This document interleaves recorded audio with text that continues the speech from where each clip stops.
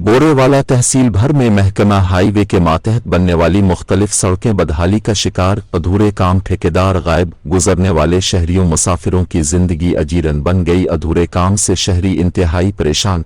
जराये के मुताबिक ठेकेदार ने साइन बोर्डों का बिल भी निकलवा लिया, लेकिन साइन बोर्ड ताहाल ना लग सके। बोरेवाला कच्ची पक्की मनी बाईपास पर भी ठेकेदार ने बजरी में रेत मिलाकर खाना पूरी करके और मुताल्लिका SDO हाईवे से मिलकर शहरियों को चूना लगा दिया। शहरियों ने डिप्टी कमिश्नर बहारी, एंटी करप्शन डायरेक्टर मुल्तान और डिप्टी डायरेक्टर नैब मुल्तान से फौरी कार्रवाई का मुतालबा कर दिया। बहुत जल्द तफसीली प्रोग्राम के कौन कौन इसमें मुलव्वस है BNA न्यूज पर चलाया जाएगा, सबका करेंगे पर्दाफाश।